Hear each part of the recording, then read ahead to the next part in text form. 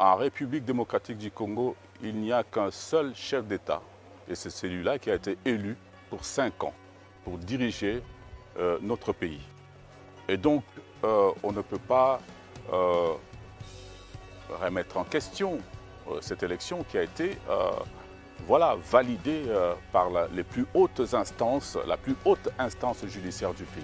Elle est tout à fait fictive parce que le FCC, ce n'est pas un parti politique, ce n'est pas un gros regroupement politique, ce n'est qu'une plateforme électorale où aujourd'hui les gens peuvent prendre leur indépendance et claquer la porte et partir. Non, bien entendu, on est partenaire politique, mais aujourd'hui on se rend compte que c'est le partenaire politique qui met les bâtons dans les roues. L'accord FCC-Cash, fut-il signé par ces deux familles politiques, n'est pas au-dessus de la Constitution, ni non plus ne peut engager la République. De partout où vous nous suivez, soyez le bienvenu dans votre nouveau numéro du magazine Deadline. La semaine passée, nous avons reçu pour vous le professeur Kasongo Mwemba Yamba, qui est le porte-parole du chef de l'État. Merci pour votre soutien, merci pour vos appels.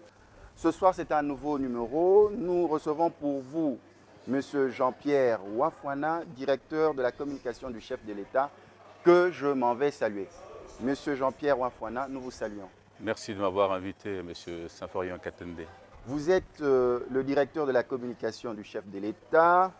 Ce soir, notre actualité va tourner autour du chef de l'État, surtout les consultations initiées par le chef de l'État qui l'a présenté sur les antennes de la RTNC le 23 octobre 2020 dernier. Premièrement, nous allons commencer avec l'actualité.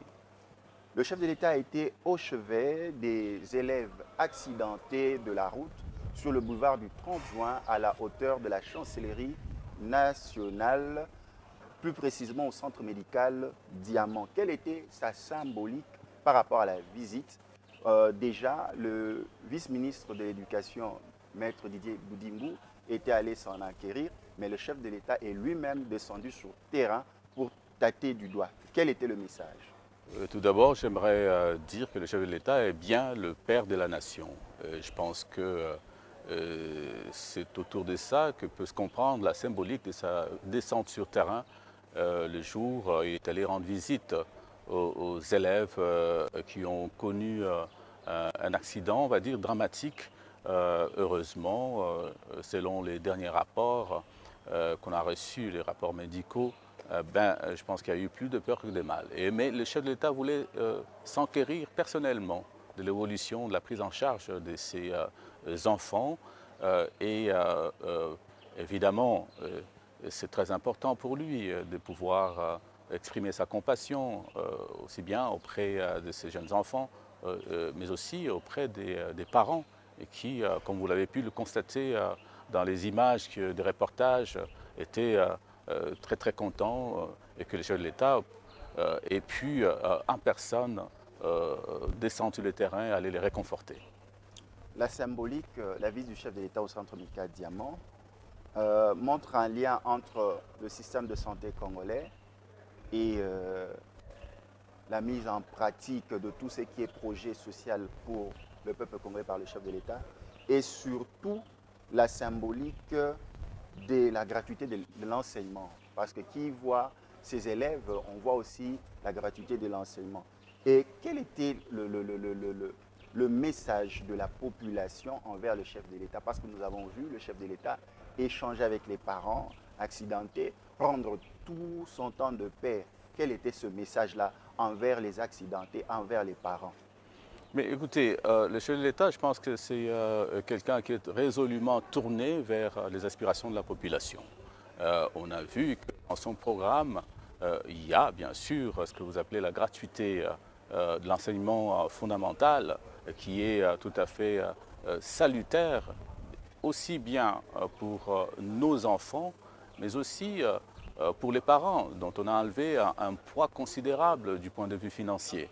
Cela étant, vous allez aussi constater que dans le programme du chef de l'État, dans sa vision, on parle de la couverture universelle maladie. Et donc, c'est un projet qui est en train de prendre forme. Et aujourd'hui, quand vous regardez au niveau du cabinet présidentiel, il y a un conseiller spécial qui est en charge justement de cette problématique, la couverture universelle maladie. Et donc, c'est quelque chose qui tient absolument à cœur les chefs de l'État. Il a tenu sûrement à le répéter auprès des parents qui étaient là et avec lesquels il a eu un entretien lorsqu'il est descendu sur le terrain. Vous nous suivez du Lualaba, vous nous suivez de Mbujimaï, vous nous suivez de Kananga, vous nous suivez de Johannesburg, vous nous suivez de Paris, vous nous suivez de Londres, vous nous suivez de Vancouver au Canada. Vous êtes dans votre programme Deadline. Nous recevons pour vous, monsieur le directeur de la communication du chef de l'État, Jean-Pierre Wamfwana, avec qui nous sommes en train d'échanger par rapport à l'actualité du président de la République, son Excellence Félix Antoine Tshisekedi Tshilombo. Nous passons à la gratuité de l'enseignement. La gratuité de l'enseignement bat de l'aile pour certaines langues. Certaines écoles, notamment certaines écoles catholiques, ont exigé aux parents de reprendre la prise en charge des enseignants et nous les avons vus dans les médias. Est-ce que nous pouvons dire que la gratuité bat de l'aile, que le chef de l'État ne sait pas tenir cette promesse qu'il a portée avec aspiration auprès de sa population? Je le répète, le chef de l'État est résolument tourné dans la matérialisation de sa vision. Mais quels sont les mécanismes pour pouvoir matérialiser cela? Je pense que d'abord, ce qu'il faut comprendre, et ce que l'opinion devrait comprendre, c'est que voilà, on supprime, pour parler simplement que possible, on supprime ce qu'on appelait les minervales, ou les frais qui étaient relatifs à la prise en charge des enseignants. Et ça, je pense qu'il n'y a aucune demi-mesure là-dessus, et le chef de l'État est déterminé à ce qu'on puisse effectivement rendre gratuit l'enseignement fondamental. Bon, maintenant, il y a sûrement quelques résistances au niveau des écoles conventionnées catholiques, mais je pense que au moment opportun, bien sûr, on va devoir clarifier cette problématique parce qu'en ce moment-ci, il y a des commissions qui ont été mises en place à la fois au niveau de l'EPSP, mais aussi au niveau de la présidence pour régler ces petits couacs et qui donnent l'impression que l'enseignement gratuit bat de l'aile. Mais il n'en est absolument rien. Comme je l'ai dit tantôt, le chef de l'État est résolument engagé à offrir la gratuité à l'enseignement fondamental ici au pays. Nous quittons l'enseignement, nous arrivons à la diplomatie. La visite du chef de l'État en Angola, pourquoi lorsque déjà son agenda est chargé avec les consultations nationales dans son propre pays? Ce n'est pas parce qu'il y a des consultations présidentielles que tout doit s'arrêter. Il y a des impératifs, il y a des urgences d'État. Et c'est dans ce cadre-là que le chef de l'État, compte tenu de son agenda, a pu effectuer ce déplacement en Angola. Il ne faut pas oublier que le chef de l'État, bien que notre président, a d'autres casquettes. Donc, il est le premier vice-président du bureau de l'Union africaine l'année prochaine. Dès l'année prochaine, il est le président du bureau de l'Union africaine. Et donc, déjà, il est dans ce costume-là. Et c'est dans ce cadre-là, effectivement, que ces pairs de la sous-région ont de temps en temps recours donc à lui pour pouvoir régler certains problèmes qui surgissent au niveau de la sous-région. Bien entendu, au-delà des relations bilatérales qu'il existe entre les deux pays, les relations de bon voisinage, je pense que de temps en temps, il devrait y avoir justement des entretiens. Et vous avez suivi l'actualité récemment. Il a reçu le premier vice-président éthiopien qui est venu en fait lui demander un soutien par rapport à la problématique de sécurité qui se déroule au niveau de la province de Tigré, qui est tout à fait voisine avec notre pays et pour lesquelles les autorités éthiopiennes demandent à ce que le chef de l'État puisse intervenir pour mener une sorte de médiation. Et là encore, on se rend compte que déjà le chef de l'État est considéré dans son costume non seulement du premier vice-président de l'Union africaine, mais aussi du prochain président du bureau de l'Union africaine. Mais certaines langues analysent, certains salons pensent que ces tractations avec ces différents homologues du Rwanda, angolais, c'est en préparation des décisions qui va découler des concertations. Est-ce cette ligne-là qu'il prend? Oh, bon, mais les gens peuvent évidemment interpréter comme ils veulent. Voilà, mais je ne pense pas que de manière officielle, la présidence ait pu donner une information disant que voilà, le chef d'État est allé demander conseil auprès de la sous-région. Et en principe, lui-même, au gouvernement concernant des questions, des problématiques qui sont liées donc à la vie politique du pays. Non, il me semble que c'est tout à fait faux.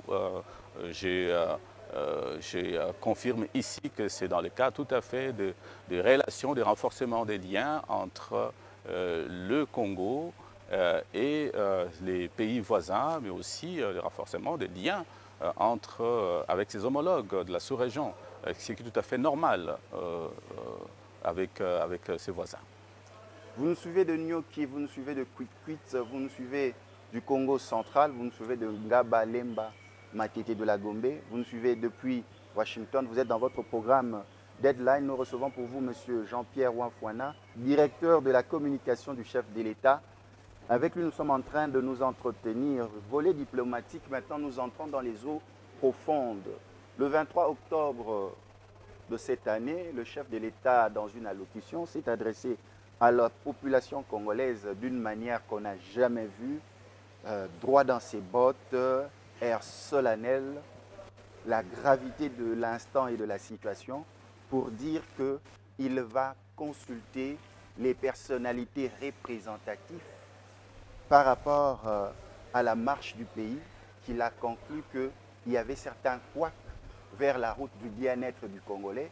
Et lui, en tant que garant de bon fonctionnement des institutions, garant de bien-être de la population congolaise, qu'il se devait agir. Mais il ne pouvait pas agir seul, il devait aussi avoir des avis, des personnalités représentatives. Nous commençons par la forme.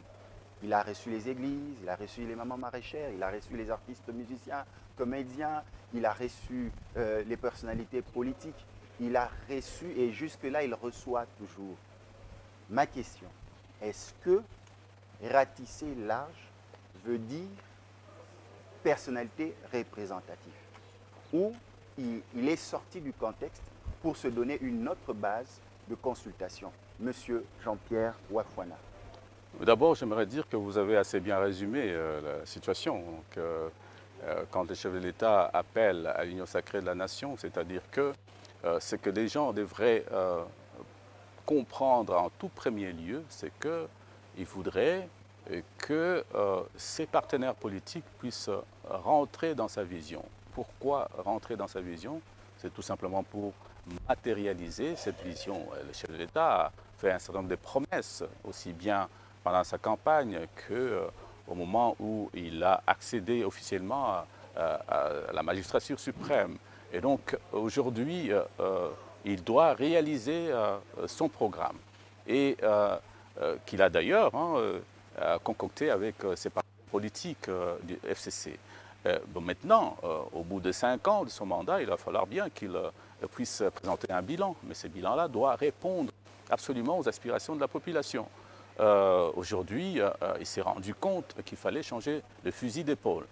Et par rapport à ça, il s'est dit il faut absolument qu'il puisse conférer avec différentes personnalités qui pèsent dans l'arène politique congolaise, mais aussi aller écouter les différentes couches de la population. Parce que quand on parle de la nation, on ne voit pas seulement les opérateurs politiques. Il y a la société civile.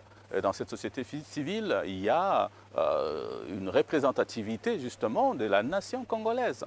Mais il y a aussi ce qu'on appelle les sans-voix, ce qu'on appelle généralement les oubliés. Et c'est comme ça que vous avez pu voir, par exemple, le chef de l'État, et c'est une première, rencontrer des mamans maraîchères, rencontrer ce qu'on appelle ici généralement les chégués, les chailleurs. Ces personnes-là ont la voix qui porte.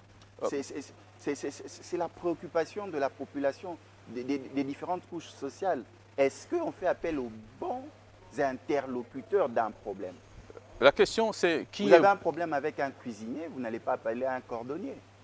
La question, c'est de savoir qui est bon interlocuteur et qui est le mauvais. Je pense que depuis son accession au pouvoir, le chef de l'État a pu, dans sa quête des pouvoirs gouverner avec tout le monde, il a pu justement conclure cet accord de l'alternance, cet accord avec les FCC. Le FCC, que je sache, est constitué uniquement des opérateurs politiques. Si les opérateurs politiques ne peuvent pas livrer la marchandise, mais je pense que c'est une raison pour le chef de l'État d'aller écouter d'autres interlocuteurs au niveau du pays. Et comme je le disais tantôt, je pense qu'il y a une catégorie d'individus qu'on appelle les oubliés, qu'on appelle les sans-voix, et qui, voilà, pour le chef de l'État, compte. Ce n'est pas parce qu'on est cordonnier, ce n'est pas parce qu'on est mécanicien, ce n'est pas parce qu'on est chégué que sa voix ne compte pas. Mais je pense que cette fois-ci, il était dans une posture d'écoute. C'est ce que vous appelez ratisser large. Voici l'analyse, comment elle se fait de manière mathématique. Le chef de l'État, président de la République, institution en lui-même, mais il y a un problème. Le gouvernement est entre les mains de ses partenaires politiques, le FCC.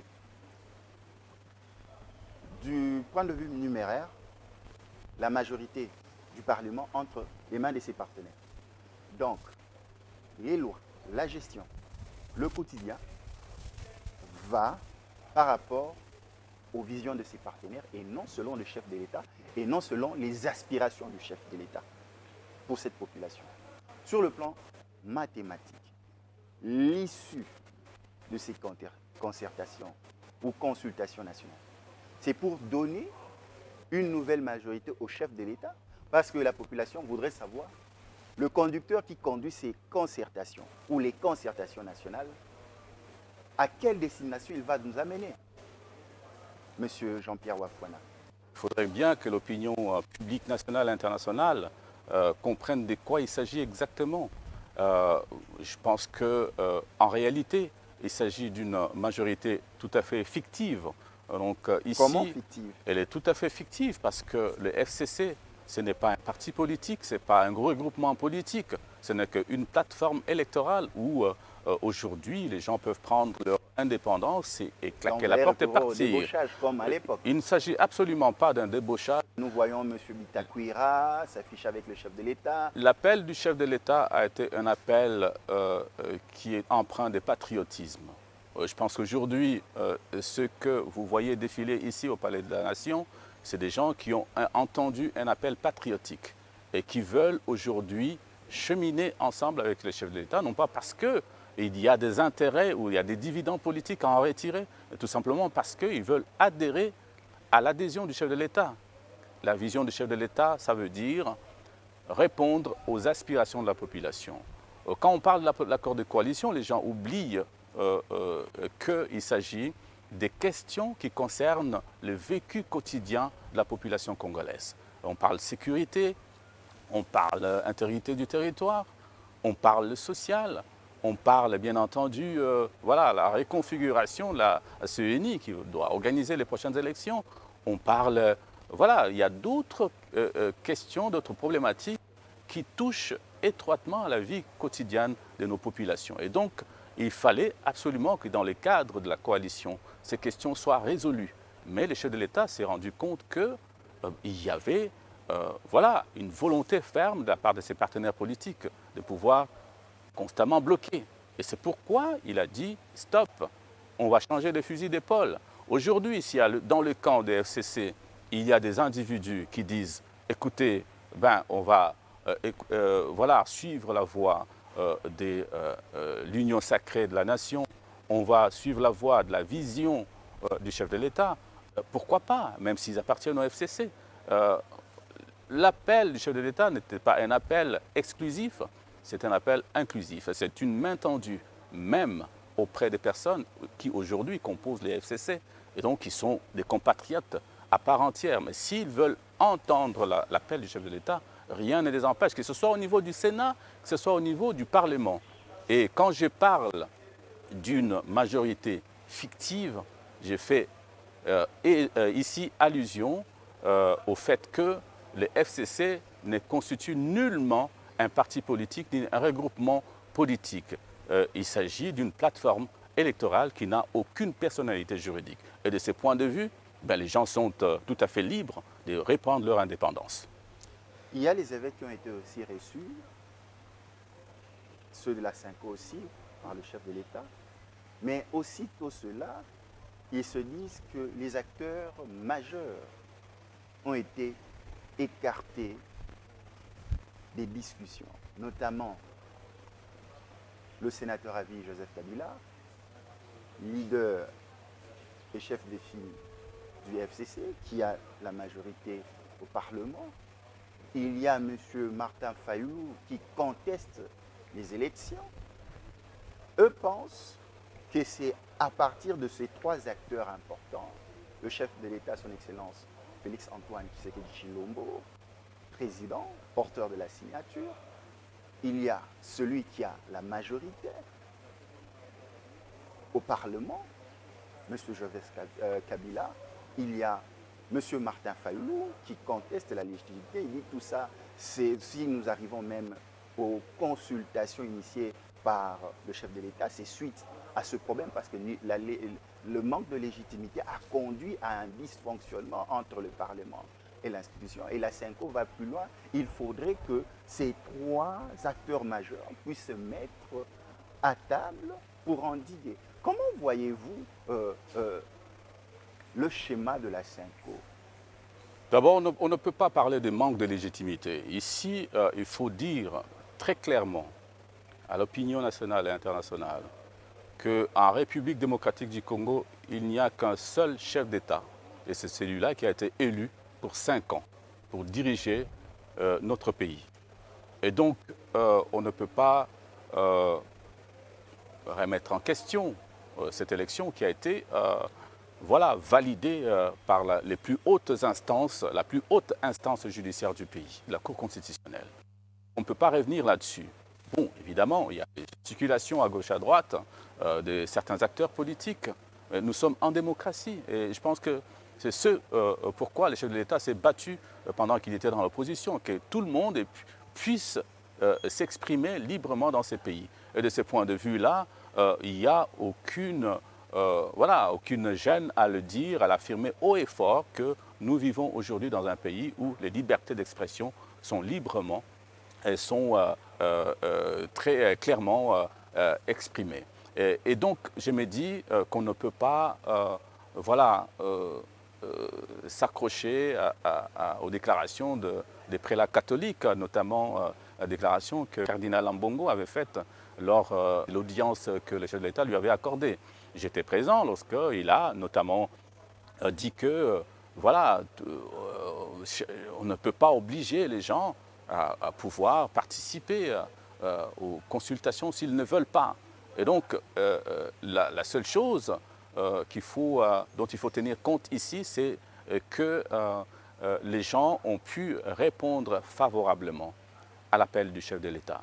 C'est celui de constituer une union sacrée de la nation. Et les personnalités qu'on a invitées ici, vous l'avez certainement constaté, au-delà des confessions religieuses, il y a eu quand même des figures d'éproux de la politique congolaise. Voilà, les Bahati Lukwebo et des députés des FCC qui sont venus ici, qui ont appuyé très clairement la démarche du chef de l'État. Voilà, donc on ne va pas dire on ne va pas évoquer les questions de légitimité là-dessus. Ces gens-là se déplacent pour rencontrer le chef de l'État, c'est-à-dire qu'ils reconnaissent en lui l'autorité suprême du pays et donc aujourd'hui, il n'y a pas matière à douter un seul instant que c'est le chef de l'État qui a l'initiative du débat ici au Palais de la Nation. Nous sommes dans la deuxième partie de nos échanges de votre magazine télévisé. Monsieur Jean-Pierre, nous avançons Nous ouvrons une petite parenthèse. Le chef de l'État, vous qui êtes le directeur de la communication du chef de l'État, le chef de l'État, pour certains, a un pléthore de conseillers, mais l'opinion se pose la question, avec tous ces éminents cerveaux auprès de lui, comment encore solliciter les consultations pour demander conseil et avis à la population congolaise au sein de toutes ces couches? Qu'est-ce que vous pouvez nous en dire? Il faut d'abord dire ici que le chef de l'État jouit d'une adhésion populaire totale par rapport à l'appel qu'il a fait, consistant à mettre en place une union sacrée de la nation. Il n'y a aucun doute là-dessus. Bon, maintenant, ce qui est important ici à souligner, c'est que le chef de l'État est à la recherche d'un consensus, d'une adhésion politique. Et c'est pourquoi il a pris ses responsabilités. Il a usé de ses prérogatives constitutionnelles. Lui déféré dans l'article 69 de la Constitution. Tout à fait. En disant « Je suis le garant de la nation et du bon fonctionnement des institutions ». Et donc, il faut que les gens comprennent qu'au-delà de ça, il y a une vision. Comme je le disais tantôt, il y a une vision qu'il faudrait matérialiser. Pour la matérialiser, il faudrait tenir compte des aspirations de la population dans les différents domaines de la vie. Et aujourd'hui, je ne vois pas ce Congolais qui viendrait dire « Non, écoutez, le chef de l'État est sur la mauvaise voie ». Non, simplement parce qu'il est en phase avec les aspirations de la population qui veulent absolument voir un changement. Et qui dit haut et fort que cet accord de coalition avec les FCC est plutôt suicidaire. C'est la population qui le dit. Et je pense que le chef de l'État a écouté. Et aujourd'hui, il veut, comme je l'ai dit un peu plus tôt, changer le fusil d'épaule pour justement rencontrer les besoins de la population. Toujours dans notre parenthèse pour entrer dans les questions des concertations nationales, la présidence de la République pointait mauvais élèves. Vous, en tant que directeur de la communication du chef de l'État, dépassement budgétaire. Il y a en son sein un certain nombre de services qui doivent fonctionner. Et pour que les services puissent fonctionner, ça prend de l'argent, ça prend des sous. Il faut tenir compte de ça. Et lorsque le chef de l'État a accédé à son pouvoir, voilà, il fallait installer les gens, il fallait voilà, doter tous ces services-là des moyens conséquents pour qu'ils fonctionnent. Nous sommes quand même au sommet de l'État. Et donc, je pense que pour une institution qui doit impulser sur le plan politique, sur le plan économique, il faudrait qu'on lui donne des moyens de fonctionner. Et donc, on ne peut pas aujourd'hui parler d'explosion budgétaire, parce que si nous tenons compte d'une perspective comparative avec nos prédécesseurs qui ont pendant 18 ans dirigé sans référer à qui que ce soit. Non, laissez-moi expliquer, parce qu'il faudrait que la population comprenne comment les choses se passent. Et donc, elle a été habituée à une gestion tout à fait opaque, avec des dirigeants qui n'avaient absolument de comptes à rendre à personne. Aujourd'hui, comme je l'ai dit, dans une perspective comparative, on se rendra compte que pendant les 18 dernières années, on n'a vécu que des dépassements budgétaires. Et donc, on ne peut pas venir donner des leçons d'orthodoxie financière.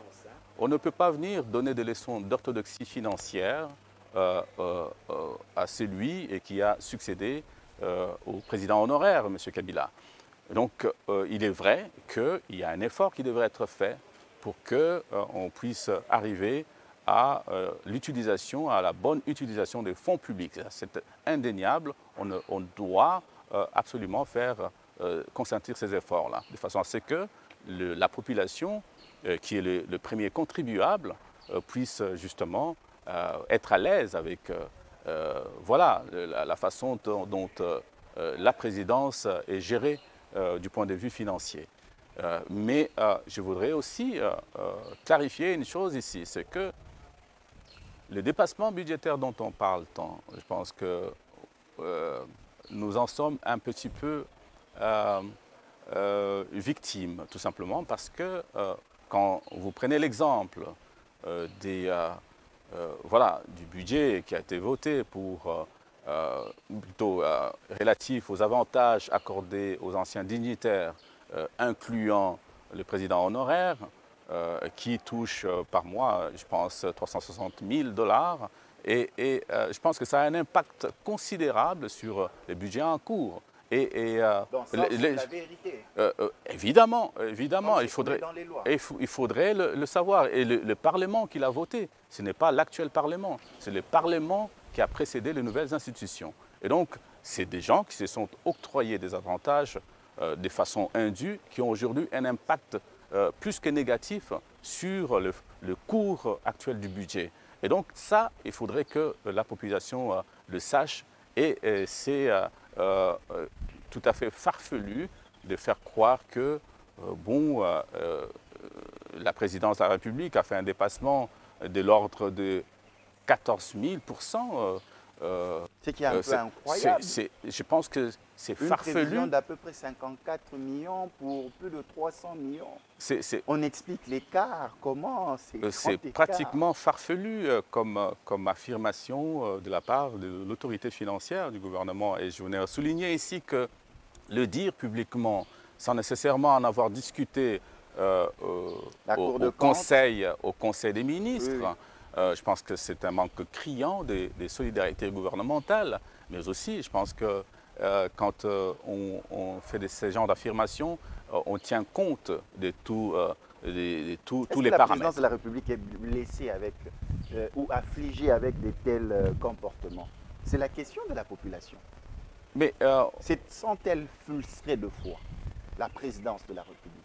Non, on est tenu simplement de dire la vérité à la population. Je pense que quand on est en politique, on doit faire face à, plus souvent qu'autrement, à des coups bas, à des coups en dessous de la ceinture. Monsieur Wanfouana parle de coups bas. Comment ça, coups bas? Vous êtes partenaire? Non, bien entendu, on est partenaire politique. Mais aujourd'hui, on se rend compte que c'est le partenaire politique qui met les bâtons dans les roues. Je pense que c'est tout à fait logique. Mais pourquoi, quand les autres les disaient, vous n'y croyez pas, et maintenant, les gens doivent y croire parce que c'est le chef de l'État qui l'a publiquement dénoncé au cours de son allocution à la nation le 23 octobre. Je pense que quand vous regardez l'évolution des choses, d'abord, dans cette coalition, je pense qu'il y avait, on avait mis en place une table de concertation entre le CACH et le FCC. Donc c'est cette table-là autour de laquelle les deux partenaires devraient régulièrement se retrouver pour pouvoir discuter des questions qui fâchent notamment. Et voilà, en lieu et place de cette table de concertation, on a plutôt vu régulièrement les deux responsables politiques, donc le président de la République ainsi que l'autorité morale des FCC, s'est rencontrés pour pouvoir planir les différends qui surgissaient entre les deux familles politiques. Mais on s'est rendu compte, enfin, en définitive, que ça n'a donné absolument rien. Plutôt, justement, à la posture du chef de l'État aujourd'hui qui déplore justement la mauvaise foi de ses partenaires politiques. Et voilà, on ne peut pas aujourd'hui lui en vouloir d'avoir patienté, d'avoir cru en l'accord, mais aussi d'avoir déchanté. On a découvert de la mauvaise volonté dans l'autre pays. Nous prenons déjà la dernière ligne droite de nos échanges. De partout où vous nous suivez, si vous nous prenez de court, nous recevons pour vous M. Jean-Pierre Wanfouana, directeur de la communication du chef de l'État. Nous échangeons autour de l'actualité du président de la République, son Excellence Félix-Antoine Tshisekedi Tshilombo. Monsieur Jean-Pierre Wanfouana, à quand la fin des concertations? On dirait que les choses s'enlisent, ça tire en longueur et en large. Est-ce qu'on ne va pas encore consulter les nouveaux-nés peut-être? Parce que la fin, on dirait que ça ne pointe plus à l'horizon. Les consultations présidentielles étaient initialement prévues pour 10 jours. On en est à la 12e journée. Et donc, si on en est à la 12e journée, tout simplement parce que le chef de l'État a eu un temps d'arrêt. On l'évoquait un peu plus tôt dans l'émission, le déplacement qu'il a effectué à l'extérieur du pays, des impératifs de l'État. Et donc, on ne pouvait pas continuer en son absence. Et donc, dès qu'il est revenu, il a repris ses audiences. Je pense que, en principe, c'est au cours de cette semaine ici qu'on va devoir clôturer ces consultations présidentielles avec notamment des audiences qui seront accordées aux autorités territoriales. Et donc, je pense que ce sera parmi les derniers consultés au courant de ces assises qui se tiennent ici au Palais de la Nation. Comment sont recueillis les mémos et traités les différentes données dans les mémos des différents participants aux consultations? Parce qu'ils viennent aussi avec des documents, des requêtes. Il y a une commission qui travaille parallèlement aux audiences que le chef de l'État accorde à ses invités. Et cette commission est en train aujourd'hui de recueillir les mémos et d'en faire une analyse de façon à ce que il en découle des conclusions dont le chef de l'État tiendra éventuellement compte dans sa décision finale. Donc cette commission siège ici même au Palais de la Nation et je pense qu'en temps et lieu, elle livrera ses conclusions au chef de l'État qui, en dernier ressort, va devoir prendre les mesures qui s'imposent. Donc la décision, c'est celle de séparer plus de mariage FCC Cash, de manière moins voilée. Ah mais vous savez, on ne va pas non plus se voiler la face. Vous savez, en politique, les accords se font et se défont. L'accord FCC Cash, fut-il signé par ces deux familles politiques, n'est pas au-dessus de la Constitution et non plus ne peut engager la République. Et donc, le chef de l'État, face à des différents blocages auxquels il a fait face, donc il a pris ses responsabilités, un peu comme je le disais dans l'émission précédemment. Donc, il a usé de ses prérogatives constitutionnelles. Aujourd'hui, il veut écouter un large éventail de ses concitoyens et en tenant compte, bien sûr, des avis et considérations qui vont lui apporter, il va décider en dernier ressort de ce que sera l'avenir, de ce que sera le reste de son mandat, mais avec ceux qui ont décidé, n'est-ce pas, de l'appuyer dans sa démarche qui est celle de constituer une union sacrée de la nation. Donc qui veut dire simplement rencontrer les aspirations de la population. Les aspirations de la population, cette population qui a faim, qui a soif, cette population qui est dans une extrême pauvreté pour la majorité, est-ce que le chef de l'État tient compte des défis qui lui sont incombés, qui lui sont imposés? On a parlé des hommes politiques, on a parlé des consultations. La fin de l'année approche, il y a l'existence de la Covid-19. Quelque part, les gens se parlent, ils se disent, à chaque fois, c'est la même danse. C'est entre politiciens et nous continuons de crever de faim. Et déjà 3 ans, Monsieur Jean-Pierre Wafouana. Tout tient de sa volonté politique. Je pense que c'est ça qui fera la différence. Le chef de l'État, on l'a vu, jouit encore d'une certaine sympathie auprès de la population. Parce que justement, cette population... Est-ce que la sympathie va aller dans le panier de la ménagère? C'est une façon de dire que la population croit encore en lui. Et la population n'est pas dupe. Elle voit comment les choses évoluent et tient compte de tous ces blocages auxquels le président fait face. Et le chef de l'État l'a dit et l'a répété. Je pense qu'il est là pour le peuple. C'est son credo, le peuple d'abord. Et je ne pense pas qu'au bout de 5 ans, il va partir d'ici sans avoir répondu aux aspirations de la population.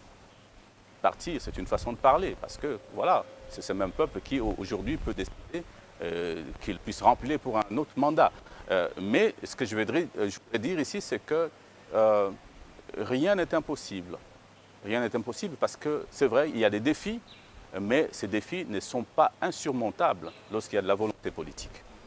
Lorsqu'il y a de la volonté politique, toujours volonté politique par-ci, volonté politique par-là, il y a ces grands défis qui s'élèvent par rapport à la République démocratique du Congo. Les fins de l'année, est-ce que la population congolaise va les passer avec toute quiétude? Vu l'agitation, la crise, Covid-19, on se pose la question, comment va se présenter l'avenir? Comment est l'horizon?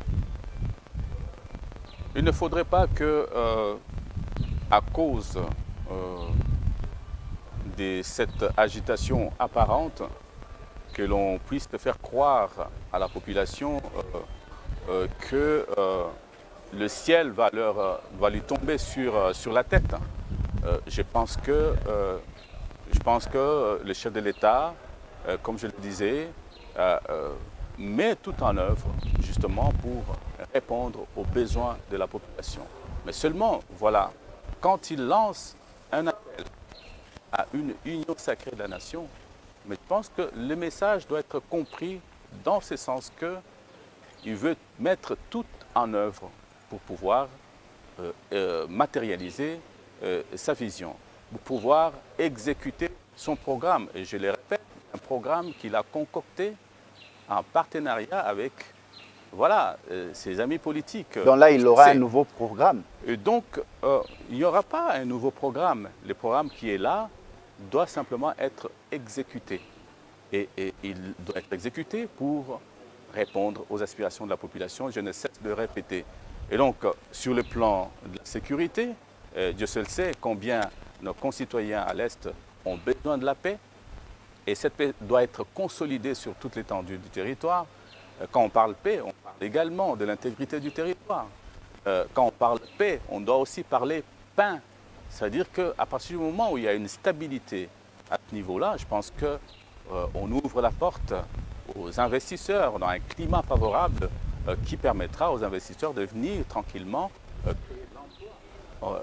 Voilà, donc au niveau social, mais je pense que les institutions de la République devraient fonctionner normalement. C'est le chef de l'État, on dit constitutionnellement qu'il est le garant du bon fonctionnement des institutions. Et donc, tout doit être mis en œuvre pour qu'il y ait stabilité au niveau des institutions, qu'il y ait cette paix favorable justement à la mise en place des mécanismes qui permettent à ce que l'économie puisse reprendre l'envol et permettre aux opérateurs économiques de créer l'emploi et de donner à manger à la population. Assurer les investissements, l'IGF a présenté son rapport, un rapport alarmant par rapport au financement projet Bukanga-Lozo. Est-ce que le chef de l'État en parle de plus en plus par rapport à la lutte contre la corruption et le détournement? Mais voilà encore un sujet qui devrait interpeller la population, ainsi que les acteurs politiques congolais. Je pense que c'est parmi les priorités du chef de l'État que de pouvoir instaurer un climat des affaires dans ce pays, de façon à ce que les partenaires extérieurs puissent venir faire des affaires ici en toute quiétude. Mais en même temps, à l'interne, je pense qu'il faut impulser cette dynamique qui puisse permettre à ce qu'on puisse débusquer tous ces gens qui, depuis des années, considèrent que ce sont des intouchables et qui peuvent impunément plonger leurs mains dans le trésor public et se servir au détriment de la population. Et c'est pourquoi on veut redonner cette indépendance justement à l'inspection générale des finances pour pouvoir jouer pleinement son rôle. Ce qui est plus important, c'est de débusquer tous ces bandits, comme on dit, en cravate, qui ont plus souvent autrement travaillé au détriment des caisses de l'État.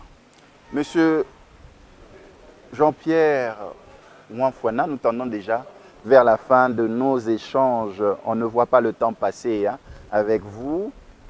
Est-ce que ce peuple a encore la possibilité d'espérer des jours meilleurs, des lendemains meilleurs? Monsieur Jean-Pierre Mouanfouana. Ben, l'espoir fait vivre. Je pense que j'ai parlé ici de la volonté politique, mais j'ai parlé aussi de l'adhésion populaire à la démarche du chef de l'État. J'ai parlé aussi du capital sympathie dont il jouit. Je pense que le peuple a encore foi au chef de l'État et espère, toute fin utile, que le chef de l'État va œuvrer pour son bien-être. Un jour, les fonctionnaires puissent recevoir régulièrement le salaire pour que l'enseignant, la profession de l'enseignant puisse être révalorisée, pour que le panier de la ménagère puisse être rempli et que les ménages ne puissent pas se poser des questions, savoir si ils vont manger aujourd'hui ou ils ne vont pas manger. Je pense que ce sont ces questions-là essentielles auxquelles il faut s'attaquer et démontrer à suffisance à la population que le chef de l'État, avec ses collaborateurs, avec les gouvernements qu'il va mettre en place, dans les nouvelles perspectives, puissent répondre réellement, effectivement, aux aspirations de la population. Monsieur Jean-Pierre Ouamfouana, c'est déjà la fin de nos échanges. Qu'est-ce que nous pouvons retenir d'essentiel dans ce numéro de Deadline Magazine? Mais je pense qu'en résumé, l'actualité oblige. Il est important de souligner qu'aujourd'hui, le chef de l'État a lancé un appel et cet appel a été entendu. À la faveur des personnalités qui ont défilé au Palais de la Nation, à la faveur de l'adhésion politique qui est en train de se confirmer, de se consolider. Ces acteurs politiques qui viennent de toutes tendances politiques, que ce soit du FCC, que ce soit de l'opposition républicaine. Ça, il faut le souligner. Quand on voit des personnes comme Jean-Pierre Bemba, Moïse Katumbi, qui hier étaient farouchement opposés à l'élection du chef de l'État aujourd'hui, qui vient de le rejoindre dans l'union sacrée de la nation. Je pense qu'il y a là matière à réflexion pour ceux qui hésitent encore et qui croient que le train est encore à la gare, le train est en marche, il est en train de partir. Je pense qu'il faudrait que ceux qui hésitent encore se ressaisissent et reviennent à la raison pour rejoindre le chef de l'État dans sa démarche de pouvoir constituer une union sacrée de la nation. Nous avons reçu pour vous Monsieur Jean-Pierre Ouamfouana, directeur de la communication du chef de l'État. Nous avons parlé consultation nationale, visite du chef de l'État en Angola. Nous avons parlé le chef de l'État au chevet des élèves accidentés. Nous avons parlé dépassement budgétaire, nous avons parlé nation, nous avons parlé Congo. Un grand merci, Monsieur Jean-Pierre Ouamfouana. Je pense que ça ne sera pas la dernière fois, malgré que votre agenda est chargé. Si l'occasion nous est donnée, nous viendrons encore à votre rencontre. C'est moi qui vous remercie. Vous nous avez raté ce dimanche soir à 22h30 sur Kin 24 Télévision. Suivez-nous en rediffusion le jeudi à 14h juste et continuez à nous suivre à gogo sur toutes les plateformes numériques et chaînes partenaires de votre programme Deadline. Quant à moi, je vous dis à la prochaine. Que Dieu vous bénisse.